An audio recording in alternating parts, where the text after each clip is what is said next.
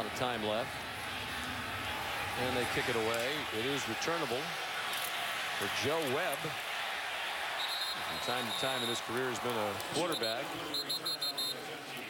Well, Coach, it's going to be quite a run here down the last few weeks for playoff spots. Starting tonight, there were 4 teams that have clinched playoff spots: New England and Oakland in the AFC, Dallas and Seattle in the NFC, but Dallas still playing for perhaps the #1 seed.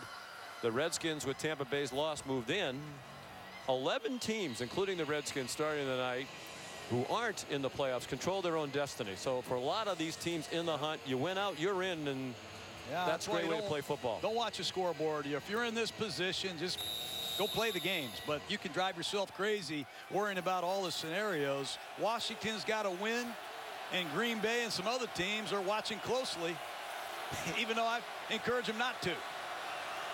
And you said at the top of the telecast, Carolina barely mathematically alive. There are so many things that would have to happen that it's totally unrealistic.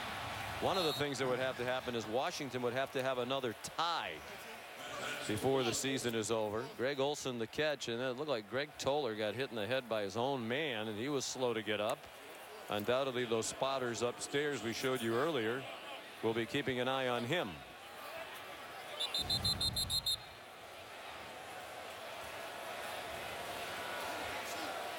Martrell Spate came in, got a piece of Olsen and his teammate Toller, and now Olsen is coming off. They communicated with the medical staff, and there is a great example of the process working exactly as it was intended.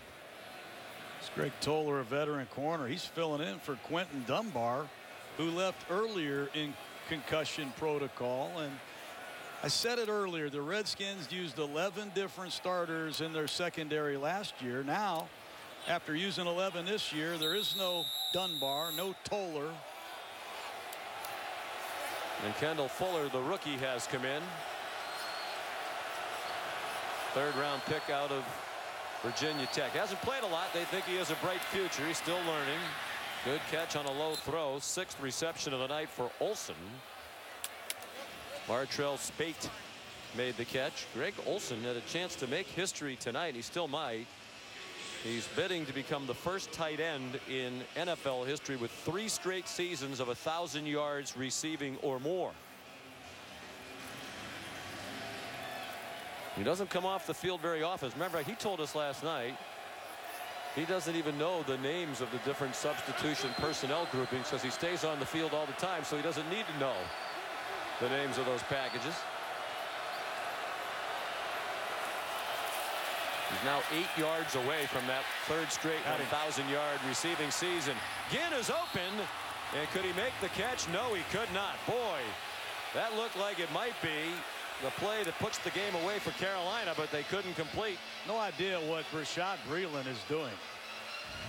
You got to know where Ted Ginn is at all times. He falls down, and Ted Ginn throws his hand up, and he got to make this catch. 3rd down and 4, 3rd and a long 3. It's Cam Newton time.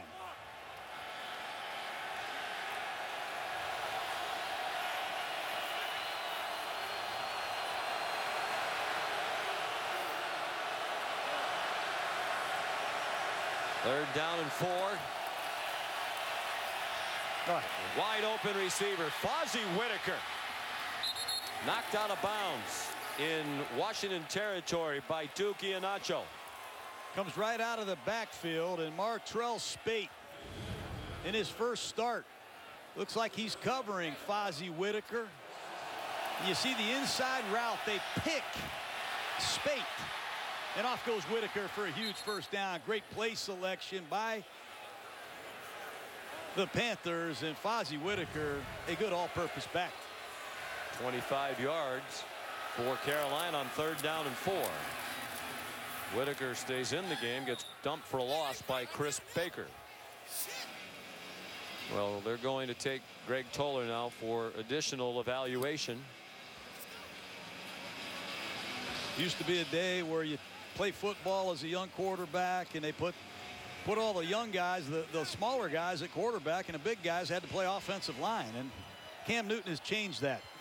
Now you find the biggest most athletic human being you can find and make him your quarterback. And that's what you're seeing in Carolina. This man is a rare specimen at the quarterback position. Yeah, Ryan Kerrigan talked about that yesterday, what it's like to sack Cam Newton. He said most times you get to the quarterback, it's really not that hard to get him down. He said this guy, you need to use every bit of leg drive and strength you have to wrestle him down at 6'5" and about 250 pounds.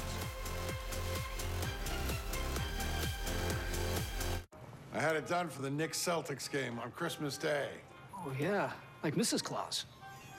What? No, like Joakim Noah.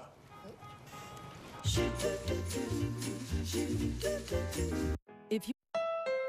The clock is ticking. It's time to get to